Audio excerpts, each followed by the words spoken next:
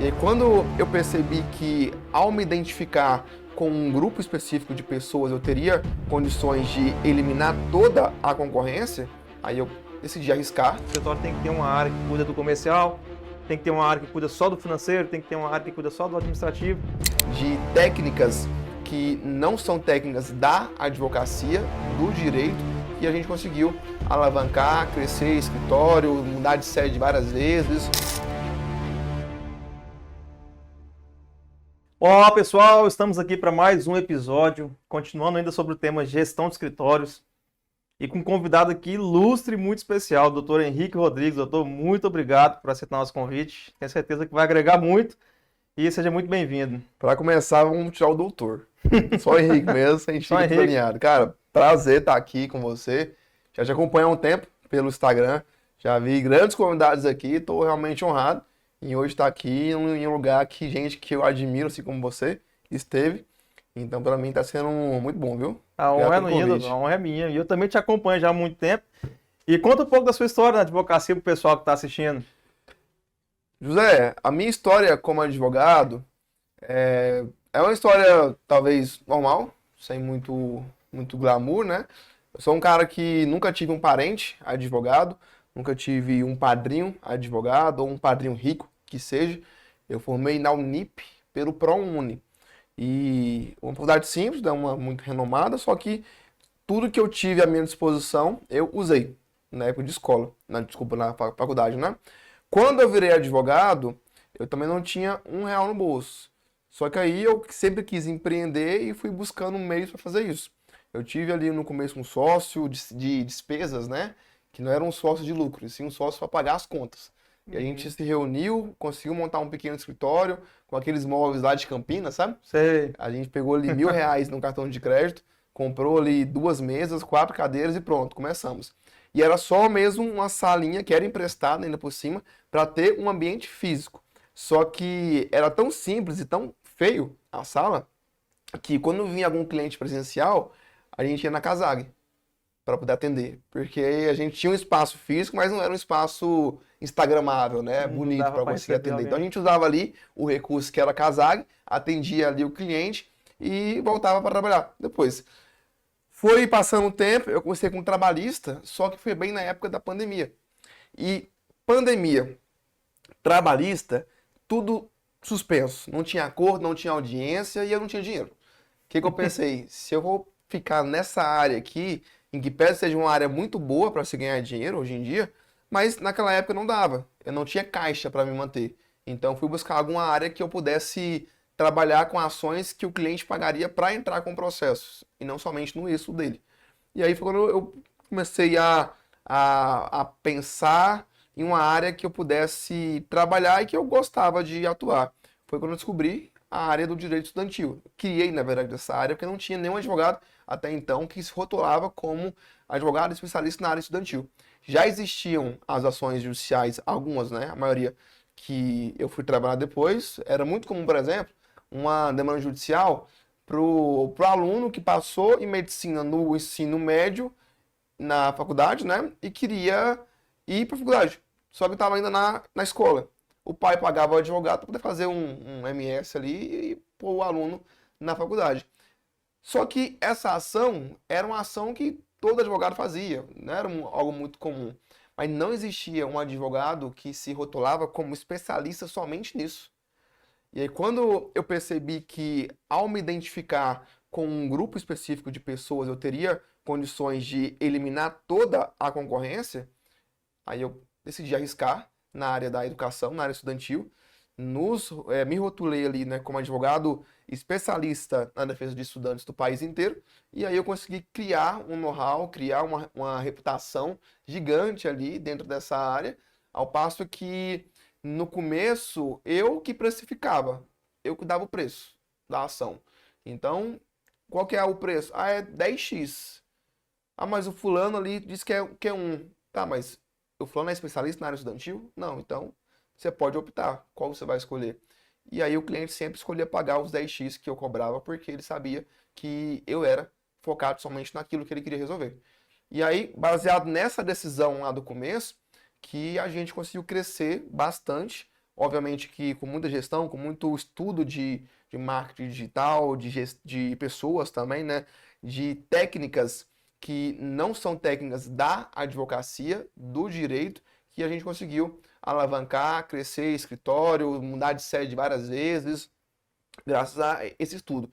Eu gosto muito de trazer conhecimentos da indústria, conhecimentos da área de startups, de grandes empresas internacionais, que não são nada ligadas à advocacia.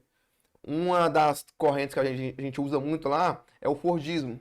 Algo que às vezes quem era da época da escola nem dava muita atenção, né?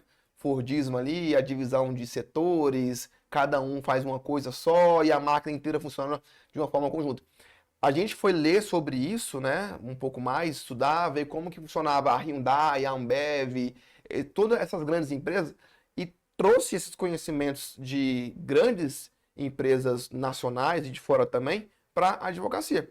Então, hoje, o modelo de negócio que eu tenho dentro do meu escritório é um modelo completamente diferente da maioria dos escritórios tradicionais da advocacia. Só que, se você pega o meu modelo e mostra para um gestor de uma grande empresa, ele fala, putz, eu faço aqui. Isso aí é comum para mim. É comum. Então, eu não reinventei a roda. Não reinventei a roda. Eu só fui buscar inspiração, buscar conhecimento em áreas que o direito estava muito distante. Qual que era a minha percepção na época? Se eu for fazer igual a todo mundo na advocacia, eu vou ter o resultado igual a todo mundo também. Então, eu fui buscar conhecimento em áreas que o direito estava distante e eu consegui trazer para cá. Fiz ali benchmark, fiz ali uma mudança de paradigma e trouxe para a minha advocacia. E aí, estamos aí hoje. Tá no mercado. Tamo Hoje no a mercado. regra, doutor, para quem está começando, acaba de sair da faculdade, é o clínico geral, né? Ah, tudo que apareceu eu tenho que fazer, que eu preciso do dinheiro, eu preciso trabalhar, então é aquele clínico geral mesmo, que pega de tudo. E eu só trouxe um exemplo aqui de que, na realidade, para quem está começando, é ideal se especializar em uma área, né? Não falando de especializar na questão de pós-graduação, mestrado, não. Mas você, na questão de mercado mesmo, você se posicionar em uma área específica, que isso vai te trazer mais oportunidades e um ganho maior, né? Sim, eu particularmente não acredito no modelo de negócio para o advogado que está começando agora, que ele possa prosperar na advocacia pegando de tudo. Principalmente do ponto de vista da internet, onde a sua vitrine ali é o seu perfil no Instagram, no Facebook, no YouTube, que seja. Então, quando você se identifica com todas as áreas, o seu cliente não tem aquela percepção que você é especialista em resolver a dor que ele sente naquele momento. Então, imagina o seguinte, eu quero atender clientes do direito de trânsito, clientes que foram ali parados no bafômetro, que seja. Faço uma campanha para trazer esse cliente por meio de tráfego pago, tudo mais. Só que ao chegar no meu perfil, o cliente, ao invés de ver conteúdo sobre trânsito, ele vê sobre trabalhista, sobre empresarial, sobre direito civil, família. Então, não traz nele a confiança que ele precisa para contratar um advogado à distância. Hoje em dia é muito sensível você contratar uma pessoa à distância. Então, quanto mais você traz para ele essa sensibilidade de confiança, maior é a chance dele não desconfiar de você, confiar e te contratar, te pagar, dar um Pix de 5 mil reais que seja via internet.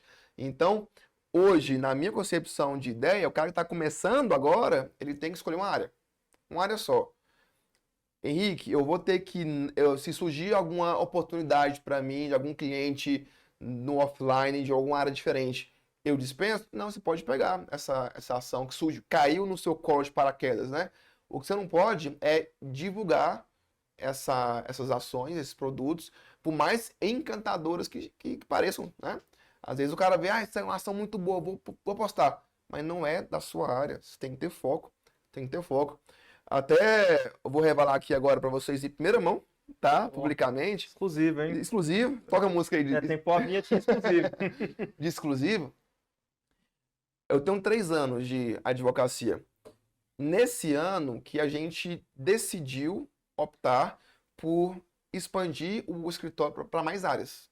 Então a gente até criou a missão 12 em 1, que eu tinha falado aqui nos bastidores, né? Uhum. Que é criar 12 áreas, rodar 12 áreas em um ano. Então, ao longo de 2024, nós iremos inaugurar 12 áreas dentro do meu escritório. Mas por que que hoje eu faço isso? Porque hoje eu tenho uma equipe, eu tenho know-how, eu tenho caixa para fazer isso, para errar, mas se eu fizesse isso lá no começo, ia dar muito errado. Ia dar muito errado, porque eu tinha pouco recurso, eu tinha pouco tempo, que era só a minha hora, não tinha hora de outras pessoas que hoje trabalham comigo, e eu ia, consequentemente, não conseguir prosperar, porque eu ia dividir a energia em todas as áreas que eu queria trabalhar ali, e não ia conseguir vencer, né? Não ia conseguir ter foco e ter qualidade em cada uma delas. E ainda assim, hoje, na missão 12 em 1, lá dentro do escritório, de abrir 12 áreas em um ano, ainda assim, não vai ser não vão ser, né, as 12 áreas em um só perfil. São 12 áreas, mas é 12 perfis no Instagram, 12 sites, landing page que seja, 12 números de WhatsApp, 12, no mínimo, pessoas para atender cada uma das áreas. Então, de novo, né, o Fordismo entrando aqui.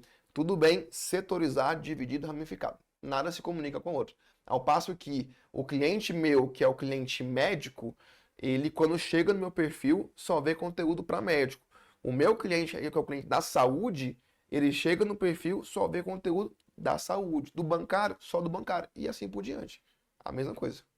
E isso é possível através do digital, né? E como que foi no começo para você descobrir? Porque eu sei que você tem uma história do digital desde a época de faculdade, né? Já estava ali nas redes sociais, produzindo conteúdos.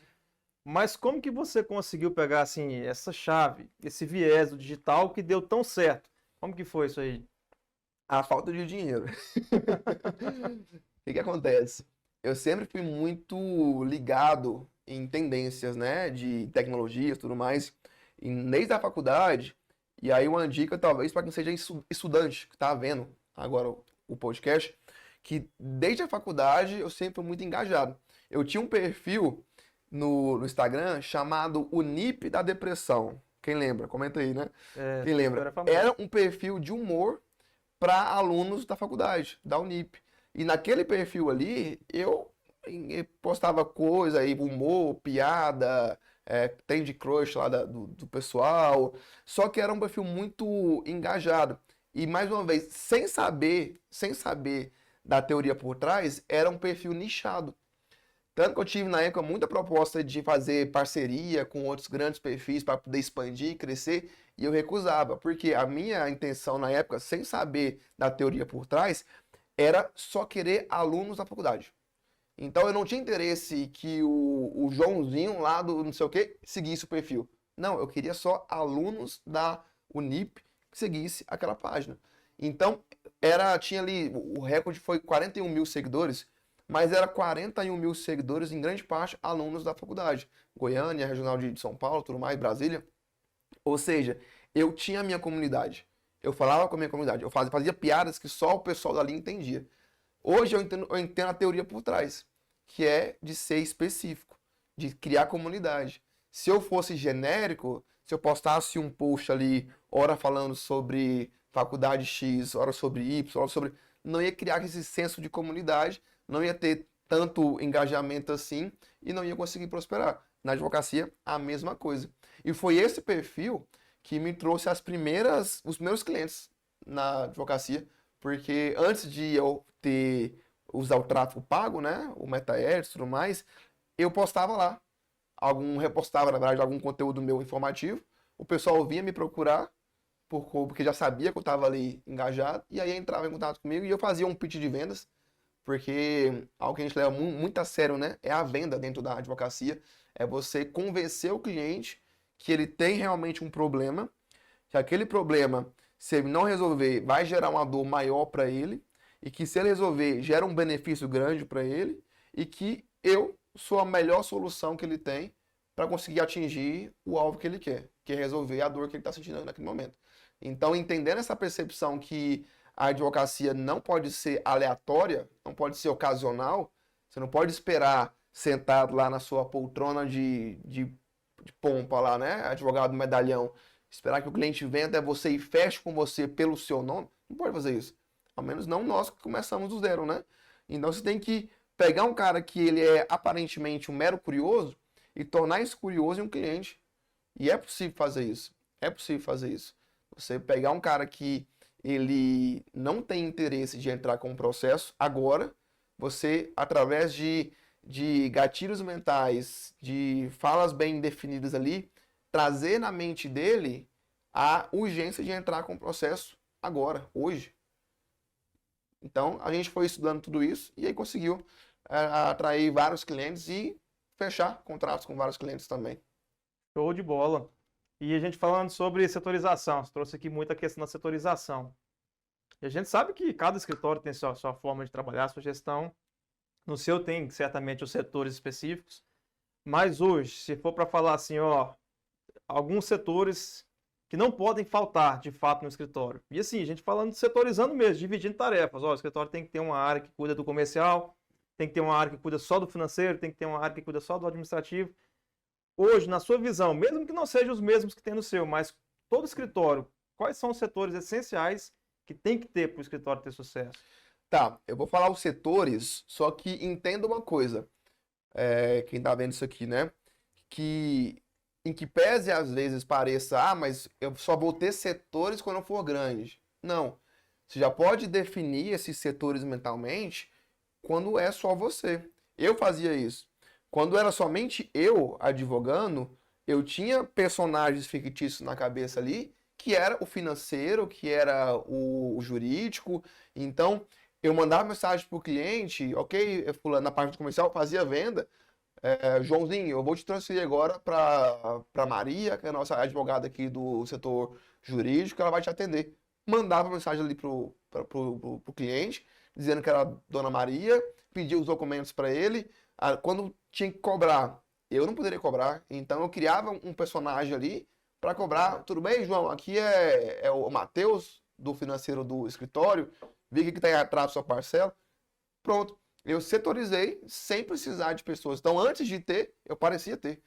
Tá? Então, em relação a setores, o que que a gente. O que eu acredito que tem que ter, sem faltar? Primeiro, comercial. Não pode existir um escritório de advocacia em 2024, seja ele pequeno, seja ele gigante, que não tenha um setor comercial. Ou um de negócios, né? Desse o nome que quiser, mas é o setor que vai convencer, vai atender o cliente e convencê-lo a entrar com o processo, caso seja viável no caso dele. Então, comercial muito bem desenhado, com script de vendas, com técnicas de vendas avançadas, para que o cara realmente consiga entender que ele está ali para vender. Para vender. Só para esclarecer uma dúvida, o comercial vai vender e a parte da prospecção, essa parte da divulgação também é o comercial ou é um outro setor? Aí é outro setor. Ah, não, então Aí é o beleza, então vai chegar lá. Aí é o marketing. Então, tá? A gente lá mesmo não confunde. O comercial ele vende, o marketing ele atrai o cliente, o jurídico ele entrega o serviço que foi vendido pelo comercial, e a gente tem o sucesso do cliente, que é o pós-venda, né? Que é um grande diferencial lá do nosso escritório, que é um núcleo específico somente de sucesso do cliente, que é para dar suporte. A gente estava falando mais cedo aqui, a gente identificou que a principal ou uma das principais lacunas que existem entre o advogado e o cliente é a falta de comunicação efetiva. Então, muitos advogados, eles se amparam naquela pompa da profissão que supostamente foi criada em algum momento da história, né?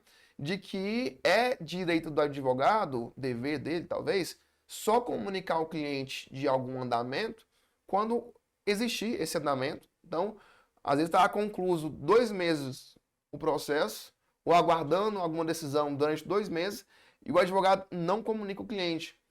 E para ele tá certo isso, porque se não teve nenhum ato relevante, não vou comunicar ao cliente. Só que nesse tempo, o cliente ele fica ansioso, ele fica estressado, ele acha que não está tendo um trabalho efetivo do advogado, mesmo que esteja. Eu sou advogado, eu sei que às vezes não tem nada mais que possa ser feito, é só esperar sair a decisão. Você já fez o que tinha que ser feito, já fez tudo. É só esperar o magistrado decidir. Mas na cabeça do cliente, se você não não fala com ele de forma constante, você está sendo um advogado negligente. Então é aí que gera confusão, que gera entre aspas, ranço do cliente com o advogado, ele fica insatisfeito, ele passa a te não recomendar para os outros, ele vira um detrator da sua marca. do seu escritório. Ao invés de ser um promotor, ele vira um detrator da sua marca. E a gente identificou isso e chegamos à solução de que a nossa missão lá dentro é sempre falar com o cliente antes dele vir falar com a gente. Então, antes dele pensar em falar com o meu escritório, a gente já foi lá e falou com ele, para comunicar sobre a ação dele, mesmo se ela estiver parada. Dona Maria, a ação está parada ainda, tá? Assim como eu te formei semana passada, vim aqui te falar de novo, só que a gente continua trabalhando para que ela tenha um resultado logo em breve. Pronto, uma mensagem simples para o cliente já resolve grande parte dos problemas. Ao passo que se, por uma infelicidade, a gente não conseguir vencer esse processo, o cliente ele vai entender de forma clara que não foi por uma falta de esforços do seu escritório, e sim pelo entendimento do magistrado. Isso acaba basicamente com grande parte dos problemas que existem entre clientes e advogado. Aí você consegue criar uma recorrência ali, criar um sistema de indicações de novos clientes e você cresce mais a cada dia. Pensando também no pós-venda, não somente na venda. É óbvio que a venda ela é muito importante, porque ela é a venda que traz o dinheiro para dentro do escritório, ela que faz a máquina girar, mas a gente também pensa no pós, que aí a vida se torna mais longa, né? Bacana, hein? Então, setores: comercial, marketing, vendas. Setores essenciais, né? Comercial, o marketing, que seria, desculpa, o marketing, né? As vendas, seria o comercial, e a entrega do serviço jurídico. Tem que ter. É o básico. Esses três são básicos. Não dá para ver sem. Depois disso, quer dar um plus, aí você vai vir com o sucesso do cliente, com a parte financeira também, e com um setor que é o setor de estratégia. O que é isso? O setor de estratégia. Geralmente quem ocupa as cadeiras desse setor são os sócios, né? Os sócios ou alguém ali que vem de fora. Que é definir qual que vai ser a estratégia que o marketing vai adotar, que o comercial vai adotar, é buscar novos serviços jurídicos para se vender, criar teses. Eu gosto muito de dizer, José, que quem segue tendência está atrasado. E um dos grandes diferenciais que eu acredito que vai ser um divisor de águas esse ano, ou em anos passados também, né? Entre o advogado que ele ganha dinheiro e o que ganha muito dinheiro é criação de tese. É você antecipar a tendência. Quem segue tendência está atrasado. Então, existem demandas judiciais que todo mundo trabalha. E dá para ganhar dinheiro, dá para ganhar uma boa grana com isso. Dá para trabalhar, viver bem, ficar rico. Dá. Uma demanda comum, todo mundo faz. Você faz ali seu marketing, né? seu básico bem feito, vai ficar rico com a advocacia. Agora, para ficar muito rico, outro patamar, aí a gente está falando de criar tese nova. Tá? Porque é inovar no mundo jurídico. A gente sempre entende, sempre tem a visão, né, de que quem cria a jurisprudência não é o juiz, é o advogado. Então, nunca um juiz vai dar uma decisão, vai criar uma jurisprudência se o advogado não provocar. Se o advogado não ter aquela mente fora da caixa. Quer ver um exemplo que nos fez sair de um patamar, sei lá, 5x para 50x? A gente criou a tese para estudantes de medicina terem acesso ao FIES, mesmo sem a nota de corte no Enem. O que a lei diz? O que a lei fala? A portaria fala que hoje, para o estudante conseguir o FIES para medicina, ele tem que ter nota no Enem, atingir o ponto de corte. Então, se algum cliente lá em 2020 chegasse com qualquer outro advogado e falasse: doutor, estou precisando conseguir o FIES para minha filha, mas ela não atingiu o ponto de corte, tem como resolver? O que eu imagino que seria a fala do advogado dentro da caixa? Minha senhora, não tem como, porque existe uma lei, uma portaria, que fala que para conseguir o FIES tem que ter nota. Sua filha não teve a nota, ela não tem direito. Maravilha, mas isso é o que a lei diz. A gente que é advogado, a gente tem o direito de suscitar ali uma nova interpretação da norma. O que eu fiz? Falei, cara, ok, é uma portaria na verdade, né? Portaria criou isso aqui em 2015, nós estamos em 2020. Eu entendo que essa portaria restringiu um direito social. Então a gente criou essa tese, mandou para o judiciário ali, conseguiu convencer algumas pessoas, levou para o judiciário. Passou um tempo, o judiciário aprovou a tese. começou a dar liminar na sentença, desembargador da decisão também. E aí a gente conseguiu, só na referência, uma coisa que ninguém pensava antes em fazer. Hoje em dia, um monte de gente faz, né? Aí, quando dá certo, todo mundo quer copiar, né? Mas antes não. Na hora que a gente tava tomando paulada ali do pessoal, nem Ninguém quis. fazia. Então a gente conseguiu inovar no mundo jurídico. Hoje já existe até mesmo um IRDR para falar sobre isso. Então a tese que eu criei lá em 2020, hoje virou um IRDR. E se eu não tivesse feito isso, nunca ia ter virado esse IRDR, nunca ia ter virado jurisprudência, porque ninguém nunca ia suscitar para o judiciário, porque a lei falava que não pode.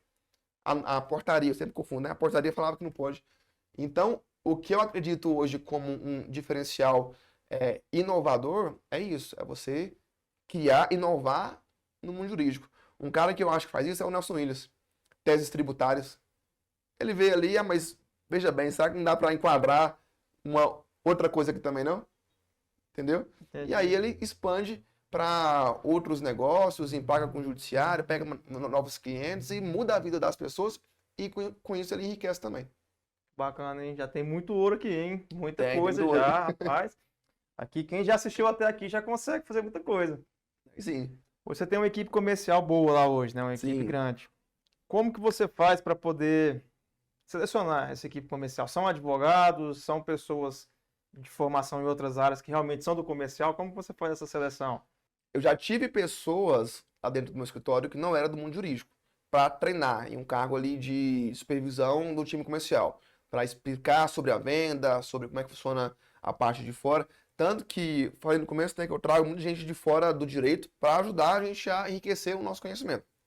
Mas hoje em dia lá é basicamente advogado e estagiário em direito. Então, os atos privativos de advogado, quem fazem são os advogados. Aqueles que são liberados, entre aspas, para o estagiário, ele que faz, tá? E como que eu escolho esse pessoal? É um processo seletivo que a gente faz muito bem rigoroso em relação a isso, para identificar, não técnica, porque técnica a gente treina o cara lá dentro, a gente treina ele, mas personalidade, viés, é entender se o cara ele tem uma mente de ser ambicioso, uma mentalidade de querer crescer, de querer sempre buscar mais, e de não ser, não querer estar no conforto. O Leandro veio aqui, né, o Leandro Marmo, e ele falou sobre o teste DISC. A gente usa lá o teste DISC em toda a seleção. E o DISC ele mostra e dá uma visão que às vezes a gente confunde, né, por não ser psicólogo e tudo mais, mas o DISC traz uma visão de fora, uma visão científica, de como que a pessoa é. Então, para o comercial, eu sempre vou querer alguém que tenha o teste DISC dominante ou influente. Porque vocês são pessoas que vão se comunicar, vão dar o sangue pela venda, vão trabalhar muito ali. Deu 18 horas, tem um cliente ali para fechar contrato, o cara não vai desligar o PC e vai embora porque deu 18 horas. Ele vai ficar lá até o cliente pagar a ação, até o cliente fechar contrato com ele. Isso é uma percepção de trazer pessoas boas para o comercial. E eu consigo identificar essas pessoas pela personalidade e não pela técnica. Porque técnica eu vou ensinar. Só que baseado nisso também de eu ter que ensinar, eu tenho que encontrar pessoas que são ensináveis. Porque tem uma figura que é muito comum no nosso universo jurídico, que é a figura do cara que acha que sabe de tudo. E ele não se permite aprender. É o cara que já fiz estágio com juíza tal, com juiz não sei quem, trabalhei na advogado tal, eu sou o cara. Mas não é. Não é porque o nosso modelo de negócio é bem diferente do que ele viu lá fora. Então, se ele não for um cara maleável, que se permite aprender e se deixa ser ensinado, esse cara aí não vai ter chance de ir ali dentro prosperar. E a gente já identifica isso através de perguntas dentro da nossa entrevista e elimina. Outra coisa também, se ele sabe lidar com pressão. E eu digo pressão, não é nenhuma pressão nossa, né? Lá do escritório, claro, a gente criou um ambiente muito confortável para se trabalhar, mas é uma pressão do próprio cliente, uma pressão dele se cobrar para ter resultados. E aí, ó, uma perguntinha que eu faço muito lá com o pessoal. Fulano, me diga uma pessoa, sei lá, um ente público aí, algum famoso, que você admira e por quê? Aí geralmente precisa falar muito política, né? Ah, eu admiro muito o Lula, o Bolsonaro, por que tal, não sei o que, não sei o que. Beleza, deixa ela falar, né? Agora me cite duas características negativas da pessoa que você admira. Tem uma galera que não consegue. Ou então eu pergunto, me fala alguém que você não admira e por quê? Ah, eu não gosto do presidente X. Fala por quê, isso, aquilo é assado. Agora me aponta dois pontos positivos desse presidente X. Tem gente que não consegue dizer. E aí eu questiono, minha amiga, você concorda comigo que fulano que você mencionou tem um status social elevado, ou é presidente, ou é um cantor famoso que seja, alguma coisa de boa, de bom, ele tem que ter, não tem? Então você tem que me falar. E se a pessoa não consegue dizer, eu já consigo concluir que ela é uma pessoa alienada, que ela é uma pessoa que tem um viés fechado e que não consegue se abrir para outros universos. Não é uma pessoa ensinável. Então a gente consegue balizar mais ou menos em perguntas ali qual o que é o nosso perfil de candidato ideal. Isso tudo é importante, né? Para É você importante. selecionar quem está junto, né? Sim. E o advogado não tem um certo receio, não falo nem receio, um certo bloqueio em falar assim, ah, eu vou trabalhar no comercial. Tem. Ixi, é que mais tem. Como que a gente conseguiu suprir isso? Fazer o pitch de vendas da vaga. Eu tive que aprender a fazer isso, cara. Eu percebi isso mesmo, né? Porque o meu comercial, ele ganha mais dinheiro do que o meu time jurídico fixo, né? Digamos assim, o pessoal da Operacional mesmo, né? de Do jurídico. petição. Ele tem, na verdade, ele tem a oportunidade de ganhar mais, né? E quase sempre ganha mesmo que o fixo. Mas se eu chego para uma entrevista e digo assim, ó, temos duas vagas, a vaga da petição, do recurso e a vaga do comercial. Quem tem interesse na vaga do comercial? Pouca gente levanta a mão, porque o pessoal não conhece. E criou-se no imaginário do advogado que advogar é só peticionar, né? O cara que está ali peticionando, falando com o juiz, aquela coisa, terno e gravata. E não é a parte de vendas, de negócios, né? Então, eu faço um pitch de vendas da vaga antes de iniciar a entrevista. Explico, gente, tá vendo isso aqui? Ó, esse tanto de gente. Só aquele povo ali que peticiona. O resto tudo é advogado, mas ninguém tá peticionando. Eu sou advogado, tem 3 anos que eu não abro pro júri. Então, hoje em dia, advogar não é só isso. Advogar é uma série de coisas que engloba a advocacia. Faça ali um pitch muito bem desenhado para convencer o candidato a se interessar na vaga. Porque às vezes a gente encontra talentos bons, só que se você não fizer isso, o cara não sabe que ele se daria bem naquela área, aí ele não se candidata. Ele se torna um cara inseguro em entrar naquela vaga e você perde um bom talento por conta disso. Então a gente faz uma filtragem gigante ali e dando certo, o cara entra. Vai embora. Vai embora. E hoje um ponto também, dentro da gestão que a gente está falando, que é um ponto muito difícil hoje, talvez seja uma das maiores dificuldades entrando nessa parte de gestão, é a questão da sociedade. Hoje, para a pessoa conseguir escolher um sócio, ter um sócio, definir, é muito difícil. É um casamento, né, que o pessoal costuma dizer e que quase nunca dá certo. Hoje, na sua opinião, o que é assim, que a pessoa tem que pesar mesmo quando vai decidir compor uma sociedade? Eu tive muita sorte que a minha sócia é minha esposa, né? Então, casei Dois casamentos. na vida real e na vida profissional também.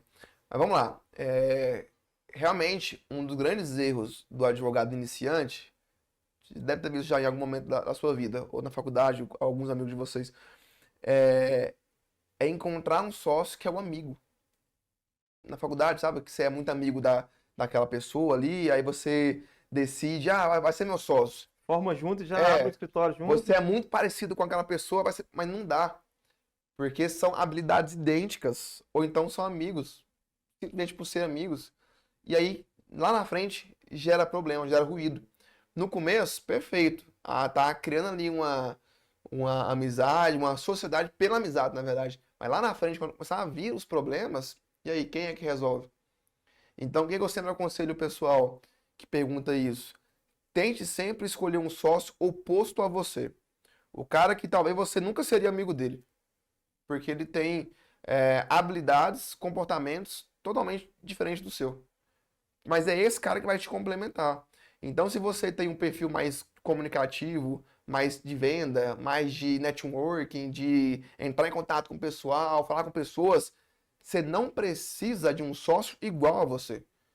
Você precisa de um sócio mais centrado, mais na dele, mais operacional, mais o cara que vai ali fixar a cara na tela do computador, vai entregar uma boa petição e vai ganhar a ação que você vendeu para o cliente. É assim que se cresce, com perfis distintos, com perfis diferentes. É óbvio que não existe um modelo único, né? Enlatado para se escolher um sócio. Mas não havendo outro, eu acho que esse seria o mais ideal.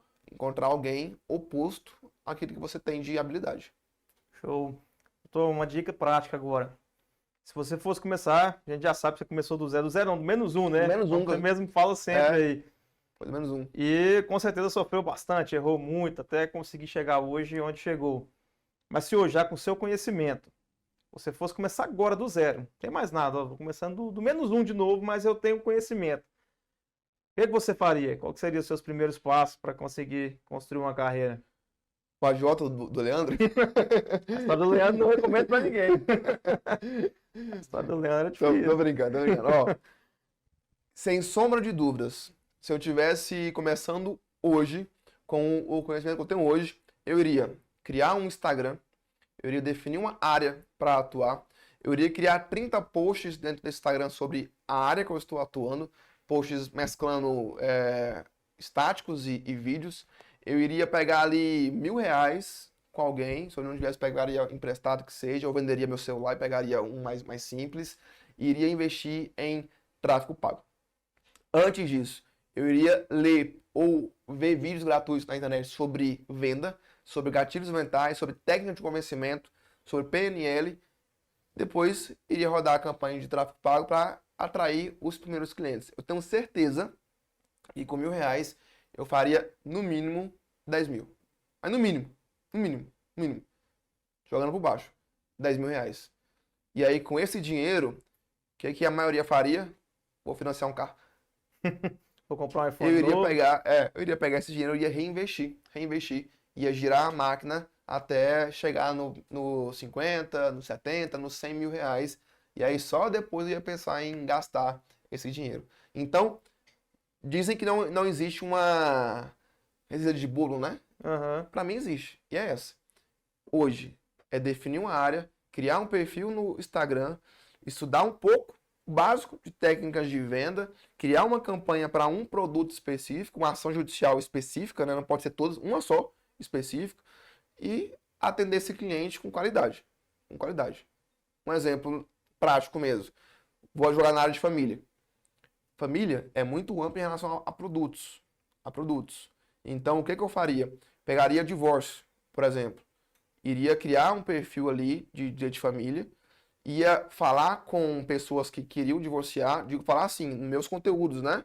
Um erro muito grande é o advogado que quer fazer um post para outro advogado. Ah, decisão do STJ, súmula tal. Isso é falar com o advogado. Ia falar com o marido ou com a esposa que quer divorciar, criar conteúdo somente sobre aquilo ali, uns 30 conteúdos ali. 30 tá bom. Alimentando a minha página. Depois iria estudar nesse meio tempo, né, de forma simultânea, sobre vendas, sobre como convencer o cliente a realmente contratar um advogado para divórcio. Depois pegaria esses R$1.000, faria campanha de tráfego pago, iria atrair um punhado de lead. A maioria não iria fechar, mas se eu fechasse um cliente a R$5.000, já teria retorno. Então, se vem 100 prospectos e eu fecho um a R$5.000, tá bom.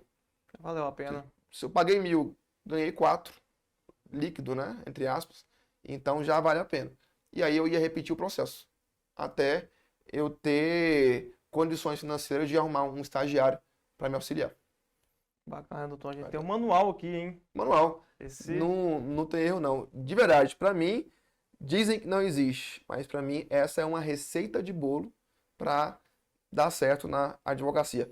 É evidente que dentro dos passos que eu elenquei aqui, cada um deles existe como se aprofundar as técnicas dele. Ah, vou criar 30 posts. Não é 30 posts aleatório, né? Tem realmente um estudo ali da comunicação, da copy, da persuasão, tudo mais, dos desejos, né? Então tem que ser bem alinhado com o estudo.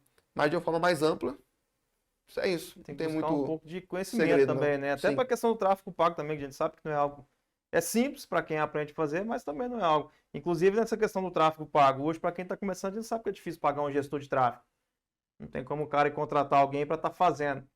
Mas é possível, né? A pessoa começar por conta própria. É possível, sim.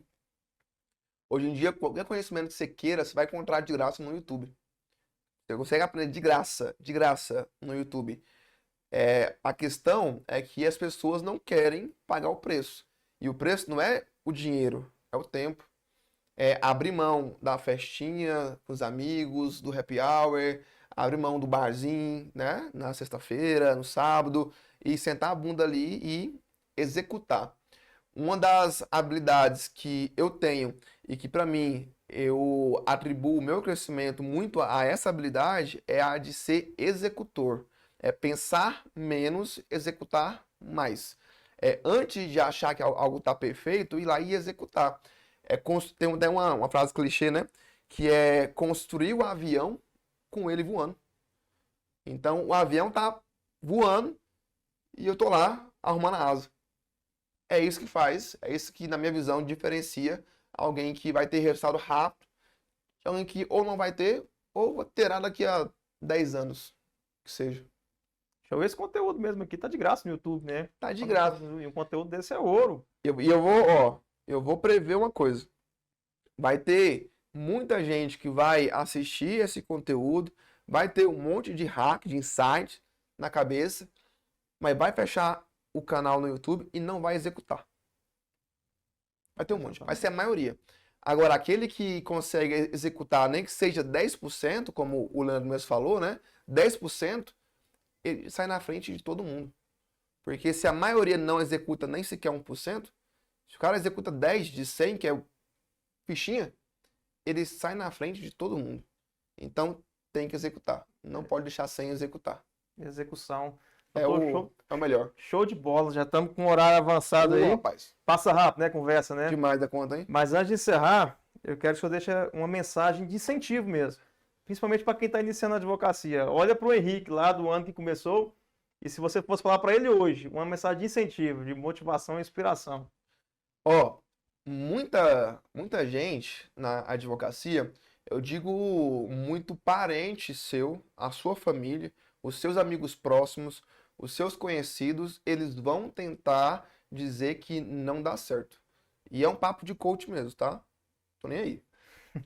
Eles vão dizer que não vai dar certo, que quando você começar a gravar um conteúdo, eles vão te chamar de blogueirinho, de blogueirinha, você vai sofrer retaliação de gente que às vezes vai dizer que a OAB vai brigar com você, e não vai, porque você está dentro do nosso provimento ali que permite o marketing, né? Só que essas pessoas que estão te dizendo isso, elas com certeza não têm o resultado que você quer chegar. Então, não escuta opinião de quem não tem um resultado igual ou superior àquele que você quer chegar um dia. Porque esse pessoal, eles às vezes de forma inconsciente queriam fazer aquilo que você está fazendo agora, mas por vergonha, por crenças limitantes da época de faculdade ou da infância, não consegue fazer. Então é muito comum, por exemplo, a gente ouvir que o dinheiro é sujo. A mãe da gente falava isso, né? Não mexe com dinheiro, que o dinheiro é sujo. Ah, só que quem ganha dinheiro é quem mexe com droga ou é político, não sei o quê. São crenças limitantes que a gente vai adquirindo ao longo das nossas vidas, que quando a gente se torna um adulto formado, elas externam dentro da gente e impedem a gente de crescer. Então, é fazer esse exercício de não se importar com o que vão dizer, não ter vergonha, porque para mim vergonha é o boleto chegar e você não tem como pagar. Fazer o que tem que ser feito, independentemente do que vão dizer. No começo vai ser ruim, vai ser feio, vai ser lamentável seus vídeos, só que lá na frente a prática leva à perfeição e você vai ver que dá muito resultado. Mas você tem que insistir, persistir e não desistir. Doutor, muitíssimo obrigado pela presença aqui. Eu quero Deus. Já fica aberto o convite para outras oportunidades. Com certeza, a gente tem muito o que falar ainda, tem muita coisa para agregar. E assim, só agradecer. Esse conteúdo aqui realmente é um presente para a advocacia. Maravilha. Ó, e a gente tava fazendo uma nova sede lá no escritório, e quando tiver pronto, tá convidado, viu? Opa, Pra lá tô visitar, dentro. fazer Pode falar, um tô, coquetelzinho lá com os amigos, você tá convidado. tô dentro, com Obrigado certeza. pela Doutor. oportunidade. E, cara, que ideia genial, viu? Esse podcast seu. Parabéns. Espero que cresça cada dia mais e venha mais convidados. Se bem que você já zerou a advocacia com o Nelson Williams, né? Tá Mas vendo? que venham mais convidados ali, É, tá bom? nossa, só vem gente boa aqui, só Aí gente sim. boa. E é isso aí, pessoal. Siga o Dr. Henrique lá, continua se inspirando nele. É Sei um lá. exemplo mesmo de quem vive a advocacia realmente na prática e quem construiu do zero. Da Maravilha. advocacia mesmo, né? Que o fruto veio da advocacia. Isso. Hoje eu já me permito empreender em outras áreas, mas meu dinheiro, o meu know-how veio advogando 100%, né? Depois eu tive um pouquinho mais de dinheiro, eu consegui empreender no marketing digital, montei uma agência para advogados de marketing digital, enfim, um monte de coisa fora da advocacia, mas ainda assim ligado aos advogados, tá? Então quem Construiu quiser de acompanhar, lá. segue lá, @advogado Henrique. Show de bola, pessoal. Isso aí, continue acompanhando novos episódios em breve. E estamos juntos. Abraço a todos. Valeu. Valeu!